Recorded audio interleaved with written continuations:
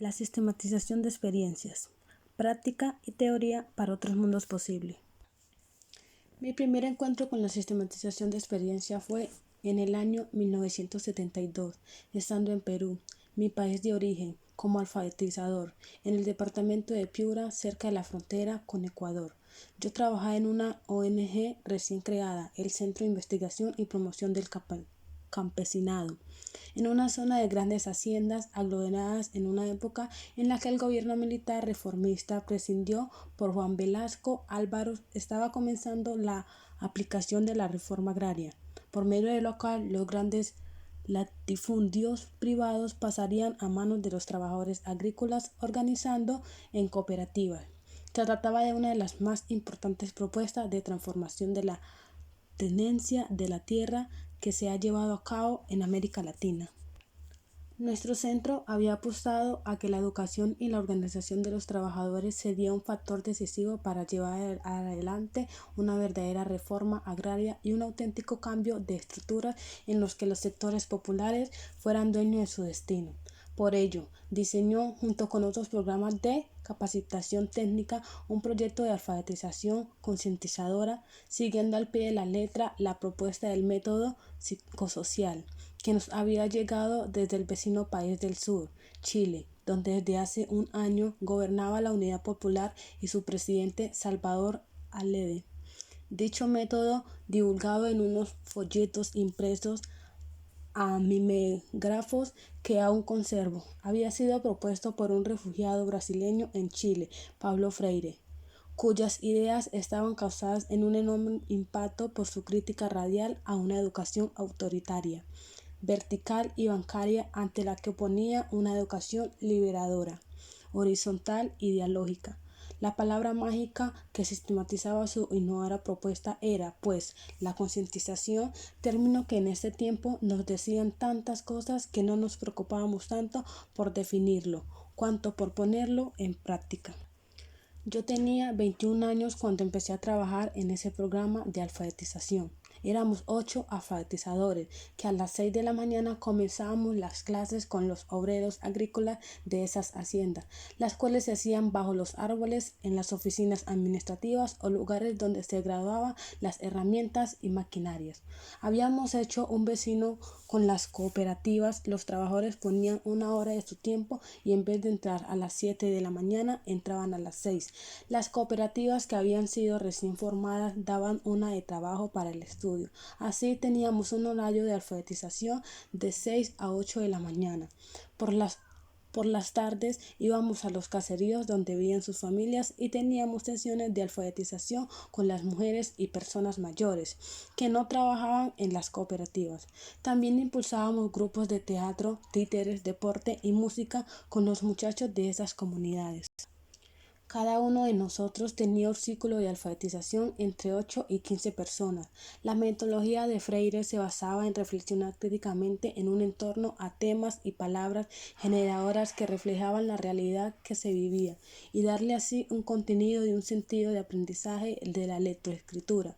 Esta propuesta implicó que antes de iniciar la alfabetización teníamos que alfabetizarnos nosotros, los educadores, alfabetizarnos en las condiciones de vida, el lenguaje, la manera de ver el mundo de las personas con las que íbamos a trabajar. Por eso, durante los 5 primeros meses de estar en la zona, nos decidimos a recorrer los poblados y vivíamos donde nos corregían. En una casa, en una escuela, estableciendo contacto con la gente y presentándonos como maestros que veníamos a trabajar en dicha región. Esta fase fue fundamental, sobre todo para las personas del equipo que no éramos de allí, algunos incluso como yo, que era la primera vez que estaban en el norte del país. Esos meses fueron nuestra escuela de geografía, de economía, de sociología. Aprendimos sobre el clima, la comida, la vivencia, las costumbres y, por supuesto, sobre la manera de hablar de las personas, la cual reflejaba su manera de ver el mundo y la vida. El método de alfabetización que aplicaban exigía construir primero el universo vacular a la gente, con los términos y frases que escuchábamos. Asimismo, construir el universario temático tratando de identificar los temas generadores que representaban situaciones significativas de la realidad económica, social y cultural. A partir de ello se armaba un conjunto de palabras generadoras por alguna manera, codificaran dichos temas y sirviera, siguiendo un orden de complejidad progresiva, de vínculo, de aprendizaje de la lectoescritura, pero sobre todo para, como decía Freire, aprender a leer la realidad para escribir la historia. Así hicimos un plan de alfabetización que permitiera en 4 o 5 meses de cubrir todos los temas y palabras, y por tanto alfabetizarse y haber generado un proceso de concientización. El desafío era apasionante. Al igual que cada paso que dábamos, fue un periodo de un intenso aprendizaje para nosotros, en el que primero que todo aprendimos a respetar profundamente a las personas con quienes trabajábamos. Aprendimos a valorar sus conocimientos y saberes, producto de su experiencia. Aprendimos también a desarrollar la sensibilidad para observar con atención, para escuchar, para percibir. Por incentivo nuestra curiosidad y una actitud indagatoria, aprendimos además a describir detalladamente nuestras percepciones, a ordenar nuestras ideas, a redactar, a comunicarla lo más fielmente posible. La elaboración de la propuesta de alfabetizarnos significó que fuéramos las primeras personas concientizadas. Luego comenzamos a trabajar en el proceso de alfabetización. Muy pronto vimos necesario que eso que estábamos haciendo y viviendo cada quien en su círculo de alfabetización lo pudiéramos recorrer y compartir de forma sistemática entre los 8 alfabetizadores y alfabetizadoras. Y desarrollábamos entonces un procedimiento a las 8:30 de la mañana. Luego de desayunar, regresábamos al centro de capacitación y cada quien se estaba durante media hora y 45 minutos y ponía por escrito lo que había sucedido durante esas 2 horas de alfabetización, tratando de transcribir lo más fielmente posible, tal como recordábamos lo que la gente había dicho y cómo lo había dicho, la frase y reflexionar de las distintas personas del grupo, los diálogos y silencio, las preguntas. Por aparte, colocábamos nuestras propias ideas y comentarios sobre la sesión. Así empezamos a recorrer cada día las frases que la gente decía ante cada tema, al igual que nuestras propias apreciaciones, diferenciando unas de otras. Por ejemplo, recuerdo la primera palabra con la que comenzamos la alfabetización era palana, que en el término que se utiliza en Piura para pala o lampa, instrumento que se usa en el campo para remover la tierra, y con esa palabra generadora utilizando primero un dibujo en forma de afiche que habíamos hecho que mostraba a un grupo de personas trabajando la tierra con palana. Iniciamos la discusión preguntando ¿qué vemos en el dibujo?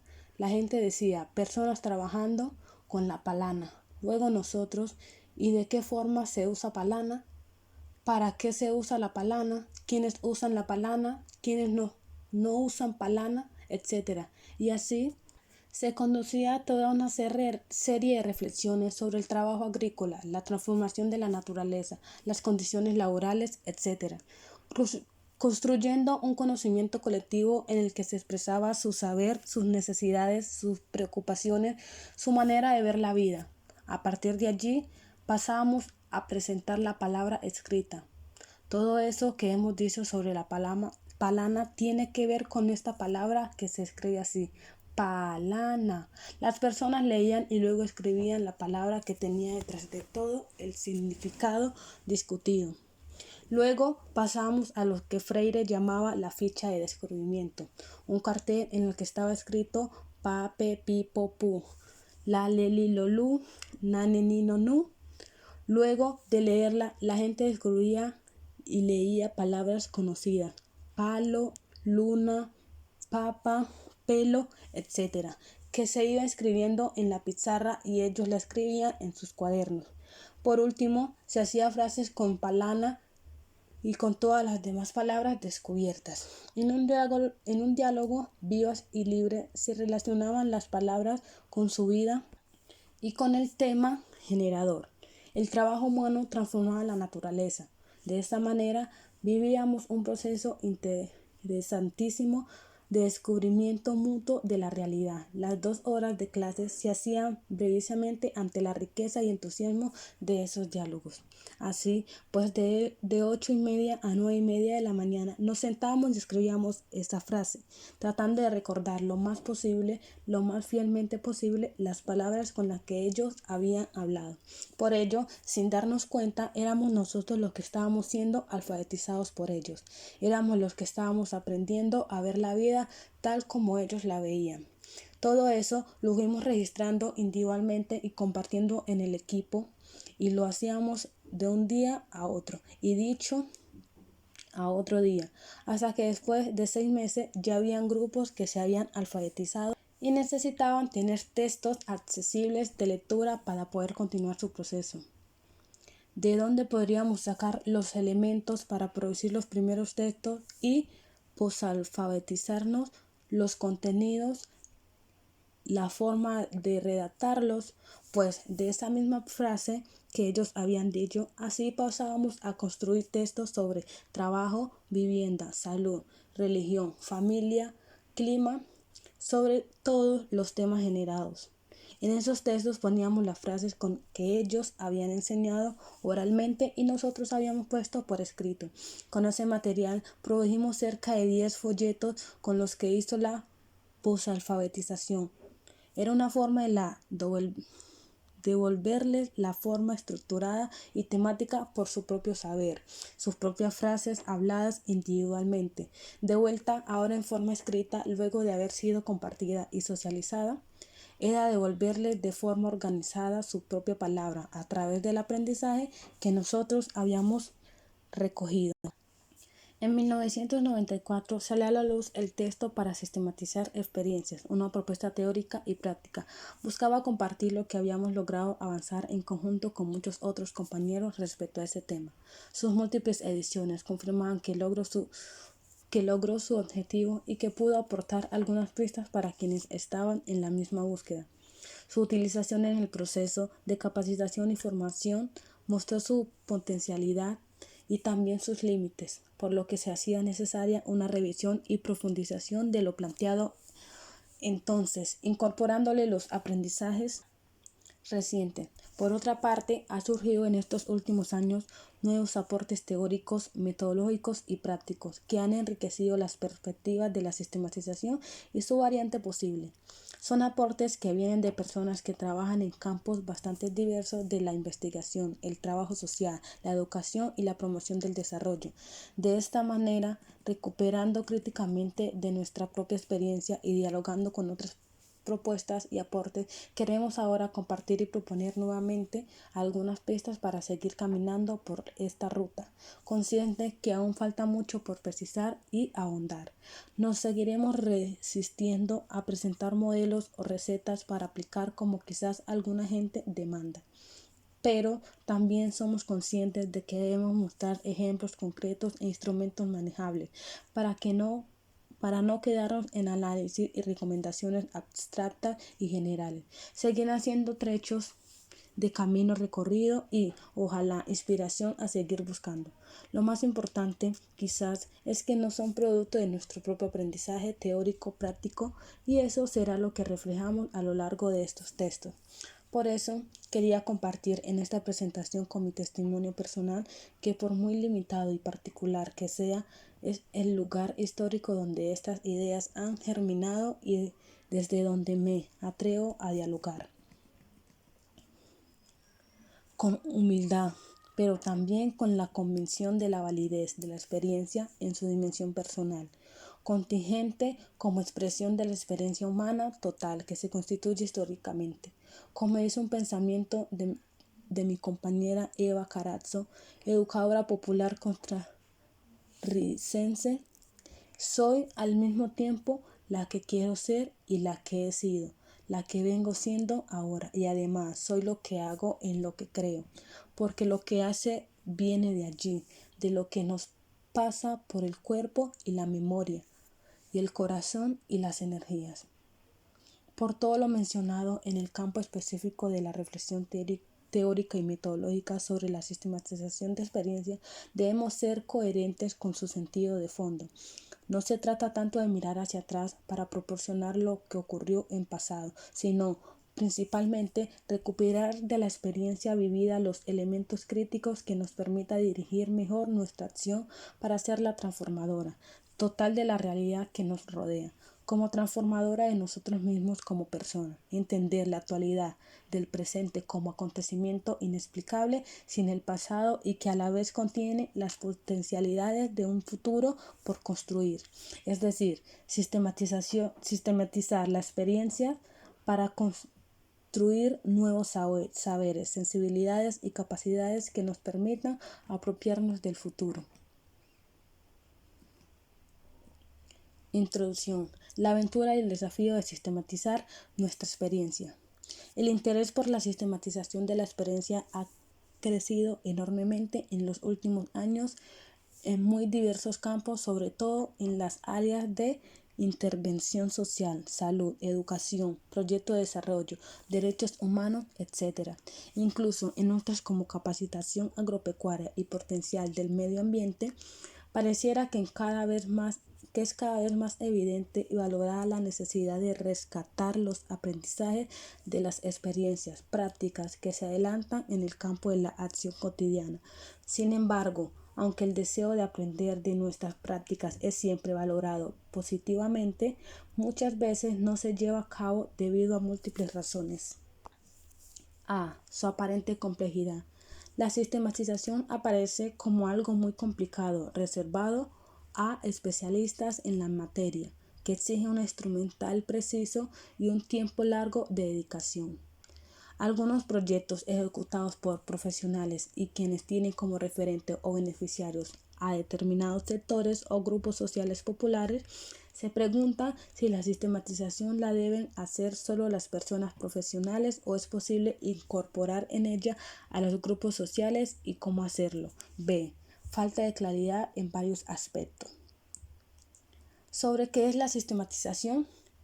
No se tiene una definición precisa, pues se confunde con la clasificación y ordenamiento de datos, con la investigación y con la evaluación o incluso con la documentación o registro de experiencias. ¿Es un proceso o es un producto? En este segundo caso, es una memoria descriptiva que documenta lo que ha hecho o es un informe analítico o interpretativo respecto a quién la realiza.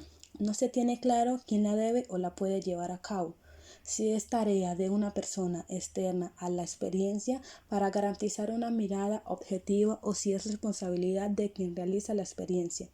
En este segundo caso, muchas veces se quiere tener definido si debe hacerla una persona como responsable de esta tarea o puede hacerse como un trabajo colectivo de un equipo. Algunas instituciones se plantean la necesidad de tener un área de sistematización que se responsabilice de ello. Otras piensan que cada área o programa debería ser quien sistematice una práctica particular en torno a que puede ser sistematizable. Otro aspecto que no suele tener claro está relacionado con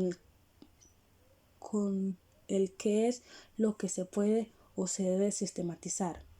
Todo el proceso desde el inicio hasta el final, una parte relevante, las diversas experiencias que promueven toda la institución u organización, o es mejor restringirse a sistematizar un proyecto o programa. Se debe sistematizar principalmente las buenas prácticas o también las experiencias fallidas o débiles. Sobre cuándo sistematizar.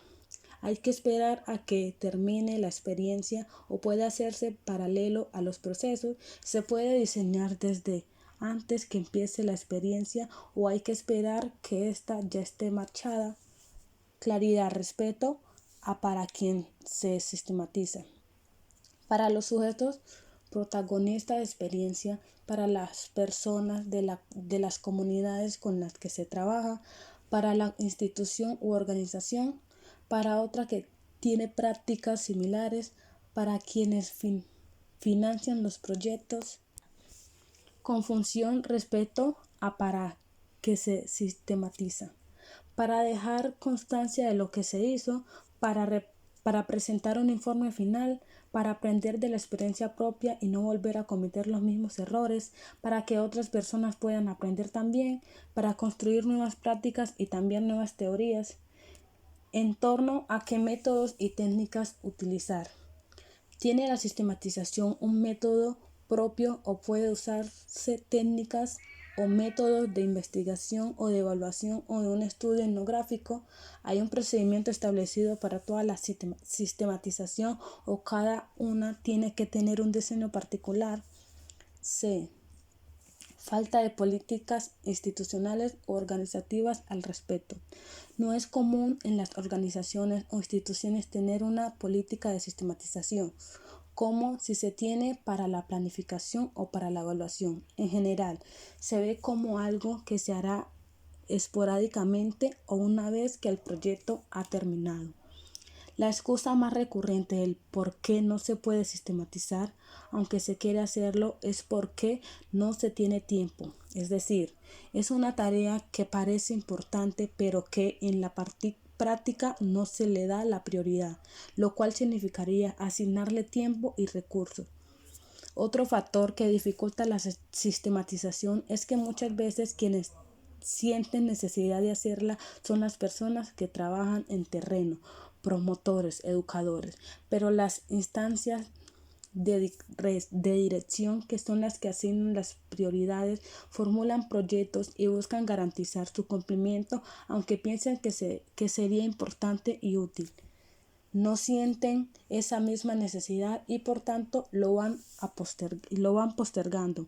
Así, entre estas dos tendencias encontradas, grandes expectativas y demandas por un lado y por otro pocas posibilidades de llevarla a cabo, progresivamente van ganando terreno la búsqueda de formas útiles y viables de sistematización de experiencias, búsquedas en las que nos inscribimos militarmente tratando de encontrar en la práctica las respuestas o alternativas ante tantas preguntas formuladas. Por eso, hemos apostado a la importancia de promover formas diversas de puesta en práctica de ejercicios de sistematización que sin buscar llegar a la sistematización ideal, si nos permita descubrir cuáles son las claves teóricas, metodológicas y operacionales más importantes que la hagan posible. De eso trata este libro, de que se va a tratar de presentar de la manera más clara posible algunas nociones, fundamentos y ejemplos que nos permitan tomar una posición sólida entre las dudas e inquietudes planteadas más arriba. Para ello, revisaremos rápidamente en qué consisten los recorridos históricos más importantes que se han hecho sobre el tema, para luego sustentar una propuesta conceptual y su correspondiente propuesta metodológica. Esperamos que este esfuerzo anime a tantas personas que día tras día realicen importantes experiencias con prácticas innovadoras y creativas, para que se aventuren y procederlas con rigurosidad, de tal modo que puedan extraer su aprendizaje, compartirlos y obtener de ellos orientaciones para el mejoramiento y transformación de la propia experiencia y de otras.